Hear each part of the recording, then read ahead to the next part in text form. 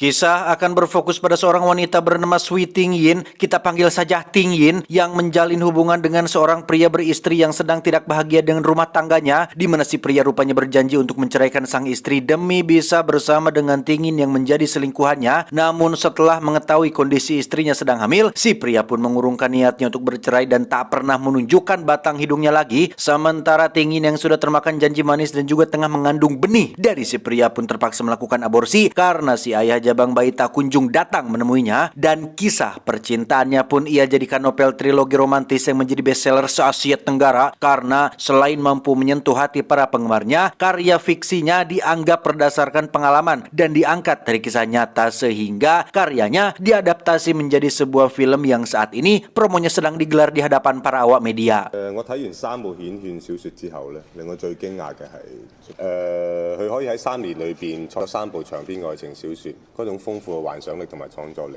Selain promosi film, si agen juga mempromosikan novel terbaru Tingyin yang mengangkat tema tentang hal mistis yang bahkan belum ditulis sama sekali olehnya dan diberi nama Recycle. Hal itu rupanya menarik perhatian media dan menimbulkan rasa penasaran dari para pembaca setianya. Sementara Tingyin yang saat itu sedang mentok alias kehabisan ide untuk memulai karya tulisannya pun merasa tertekan oleh pengumuman yang dibuat oleh si agen. Selain karena minimnya pengetahuan tentang dunia goib, ia juga belum pernah mengalami kejadian mistis sepanjang hidupnya, sehingga demi terlahirnya karya tulis yang luar biasa, ia pun bertekad untuk bisa merasakan pengalaman hal-hal di luar nalar demi bisa memuluskan asupan ide brilian ke dalam otaknya.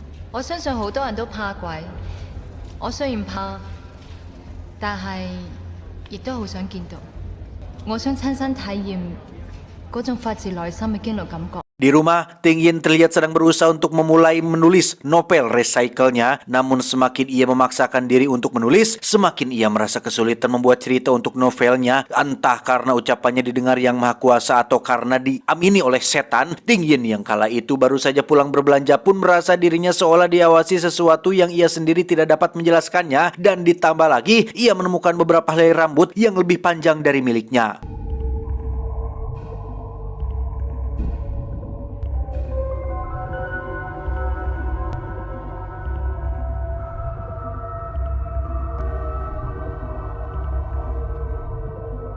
Berbekal dari pengalaman itu, Tingyin pun mendapat sedikit inspirasi untuk membuat kerangka karya tulisnya. Namun karena peristiwa mistis yang dialaminya baru secuil, sehingga ia kembali mentok dan tak bisa melanjutkannya. 身材高挑得有啲奇怪。 Yang menarik adalah setiap kali Tingyin menuangkan pikirannya ke dalam karyanya, secara mengejutkan menjadi sebuah hal yang nyata yang kemudian akan dialami olehnya secara langsung. Mulai dari menemukan beberapa helai rambut tak sepanjang miliknya, kemudian melihat sosok tinggi dan tampak aneh dengan rambut panjang yang terurai, dan adanya panggilan telepon sebanyak 3 kali yang hanya memperdengarkan suara-suara aneh yang semua itu sesuai dengan apa yang ia tulis.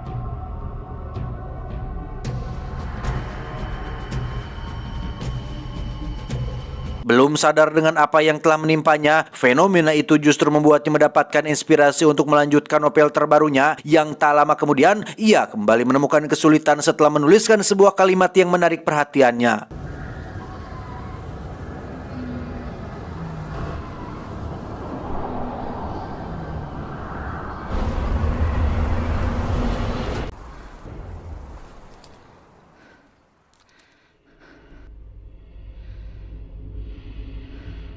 Dari situ Tingyin pun mulai menyadari bahwa karya tulis novel terbarunya mencoba untuk menariknya masuk ke dalam dunia paralel yang memperlihatkan realitas alternatif yang sangat menakutkan, yang mencoba untuk mewujudkan diri dalam dunia nyata, sehingga Tingyin terpaksa merobek halaman demi halaman dari naskahnya dan menghapus file dari komputer untuk membersihkan diri dari cerita yang aneh tersebut.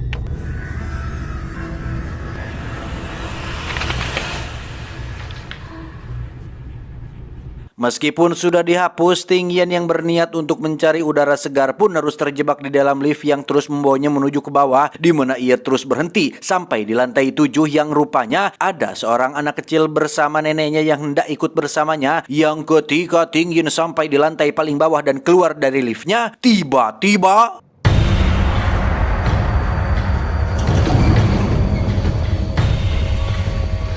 Saat keluar itulah Ting Yin menyadari bahwa dirinya berada di dunia paralel yang terdiri dari berbagai zona yang berbeda-beda pada setiap sudutnya, seperti kota yang hancur, taman bermain yang suram, hutan yang gelap, dan terdapat banyak mainan yang rusak, yang di situ ia bertemu dengan sesosok makhluk mengerikan yang berusaha untuk mengejar hingga ke tepi jurang zona paralelnya.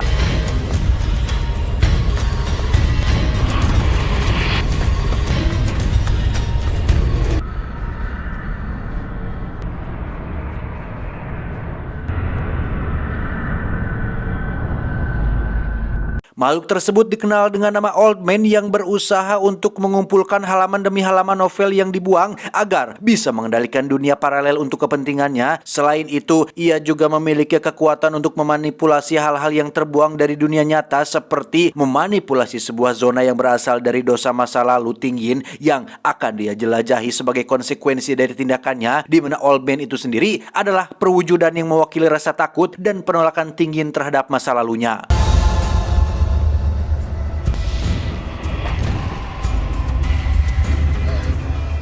Karena tak ada jalan lain, Ting Yin pun masuk ke dalam sebuah gedung dan memasuki sebuah lorong yang memperlihatkan sebuah peradaban yang jauh dari kata layak. Ting Yin yang terus menyusurinya pun akhirnya tiba sebuah taman bermain dan bertemu dengan seorang pria tua yang mengajaknya untuk berbicara. 埋嚟呢度坐低。老伯，你可唔可以話俾我聽，呢度係邊度嚟㗎？你自己諗翻啦。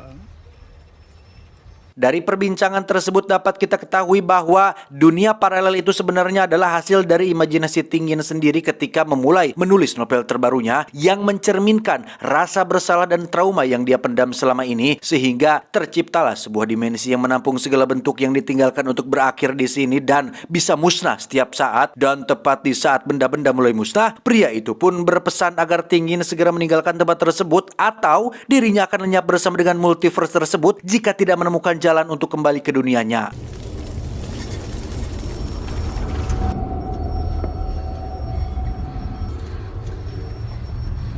睇嚟你要自己要走啊！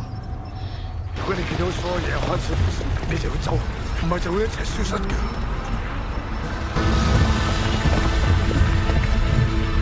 Secara ajaib dan tak sengaja Ting Yin pun berpindah zona dengan menggunakan pikirannya, yang di situ ia melihat banyak sekali orang yang tergantung di pohon dan satu persatu mulai jatuh untuk mendekatinya. Yang ketika ia sudah mulai terpojok dan tak berdaya, tiba-tiba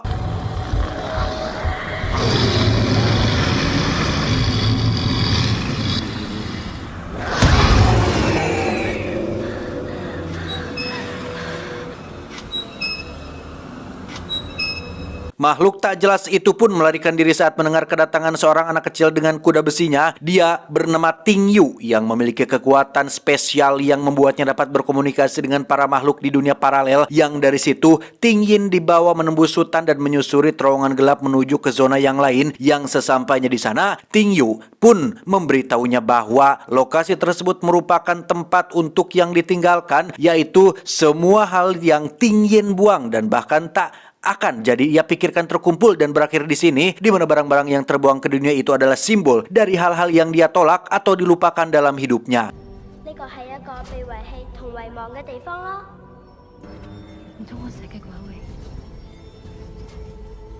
Dari informasi yang Ting Yu berikan, ada suatu tempat bernama transit yang bisa membawanya keluar dari dunia paralel ini. Namun yang menjadi masalah adalah Ting Yu tidak mengetahui di mana tata letak lokasi bernama transit tersebut. Dan di saat bersamaan, benda-benda kembali musnah dan hampir melenyapkan Ting Yin dan si anak yang terlambat untuk melarikan diri.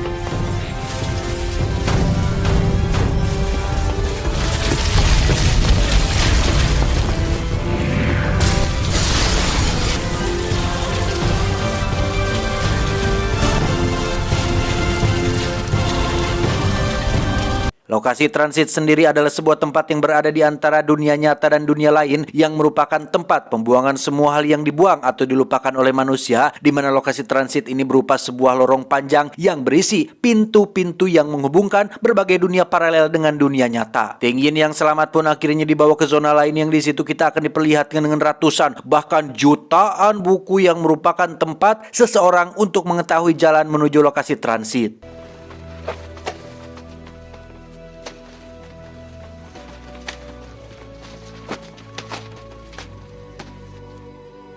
Saat sudah bertemu, ternyata Ting Yin mengenali si kakek yang tampak terkejut ketika mendengar Ting Yin hendak pergi ke transit. Sempat muncul rasa khawatir, namun setelah mendengar Ting Yu yang memiliki kemampuan khusus akan menemaninya pun bersedia menunjukkan jalan dan memberikan uang neraka untuk menjadi bekalnya. 話俾你聽喺邊度，你自己都去唔到。我會帶佢去。跟我嚟，跟我嚟。呢啲雞錢你袋起佢。 Baru saja akan memulai perjalanan, mereka sudah berhadapan dengan mayat hidup yang melintas jembatan, di mana Ting Yu menyarankan agar menahan nafas sepanjang perjalanan untuk menghindari serangan dari para makhluk yang menghadangnya. Namun karena kakinya terperosok, Ting Yin pun menarik nafas panjang yang menyebabkan perhatian para zombie tertuju kepadanya.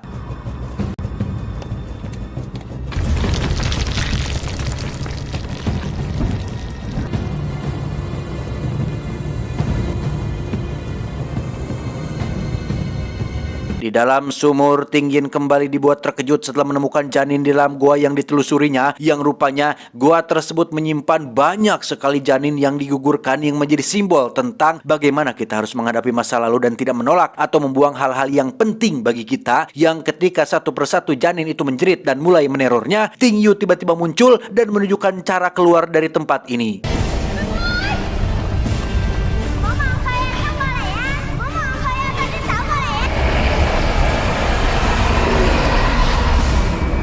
Dari sini akhirnya terungkap bahwa asal-usul Ting Yu ternyata juga berasal dari janin yang tumbuh besar dari gua itu, di mana Ting Yin yang merasakan sebuah kedekatan yang tak dapat dijelaskan bersumber dari manapun merasakan sebuah ikatan batin yang membuatnya takut kehilangan Ting Yu dari sisinya, sehingga dapat disimpulkan bahwa Ting Yu adalah jelmaan dari jabang bayi yang 8 tahun lalu Ting Yin aborsi karena ditinggal sang mantan yang tidak bertanggung jawab dan malah kembali kepada istri sahnya yang saat itu juga sedang hamil. 仲未驚完啊？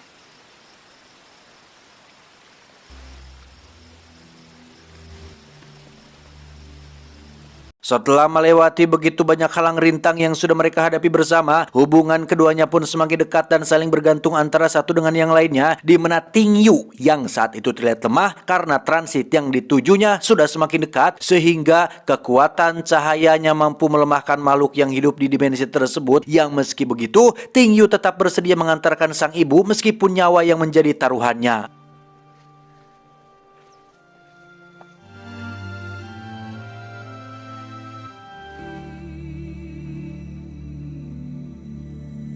Setibanya di padang bunga, mereka pun memetik beberapa bunga sesuai dengan arahan dari si kakek yang entah untuk apa kegunaannya, yang di situ mereka memanfaatkan momen tersebut untuk mendekatkan diri dan menjalin ikatan batin yang lebih erat sambil memetik bunga dan menghabiskan lebih banyak waktu bersama. Dan di samping itu, mereka tetap menjalankan amanat si kakek dengan tetap membawa bunga yang sudah dipetik bersama mereka.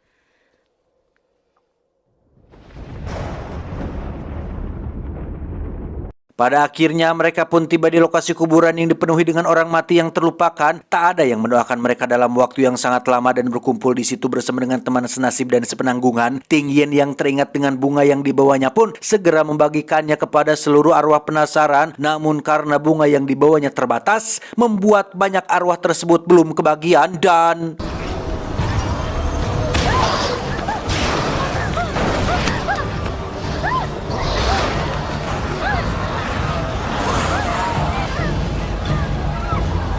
Saat sedang terpojok itulah Ting Yin kembali teringat pada pemberian si kakek memberikan uang neraka sebelum kepergiannya, di mana ia langsung menyawer para arwah dan berhasil lolos melewati para arwah yang sibuk memunguti uang nerakanya.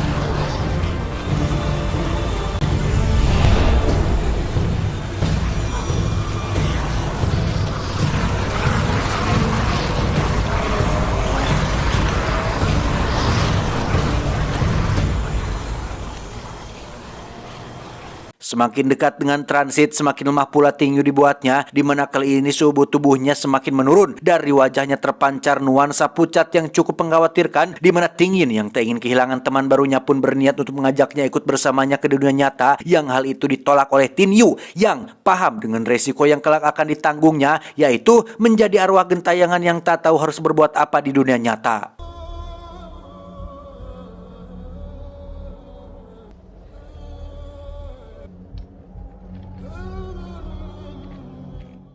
Singkat cerita, mereka pun tiba di transit yang akan membuat Ting Yin kembali ke habitatnya, yang di situ ia lagi-lagi harus berhadapan dengan ribuan makhluk tidak jelas yang terus berjatuhan dari langit dan berkumpul untuk menyerangnya, di mana si Old Man yang mengendalikan paruh makhluk ini rupanya tak sudi jika dirinya yang sudah diciptakan lalu dibuang dan terperangkap di metaverse ini, sehingga ia membalaskan dendamnya dengan menangkap dan mengurung Ting Yin di sana dan menemani mereka untuk selamanya. Yang ketika Old Man mulai menyerang bersama para pasukannya, tiba-tiba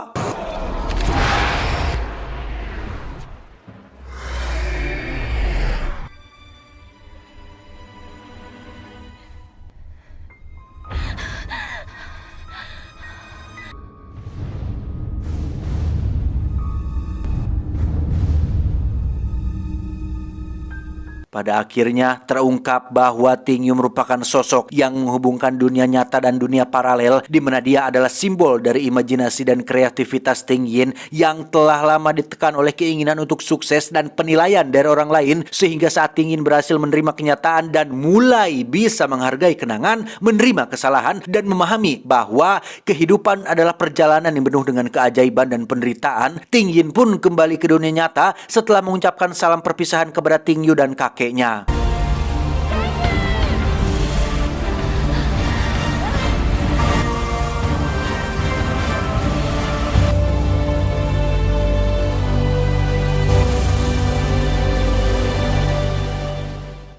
Setelah menghadapi berbagai macam cobaan, Ting Yin yang sudah kembali ke dunia nyata pun rupanya nyasar ke dalam multiverse yang lain, di mana ia mendapati bagian dari dirinya yang lain yang sedang menyelesaikan novelnya berdasarkan kisah yang baru saja ia alami. Yang ketika Ting Yin keluar dari dalam kamar, tiba-tiba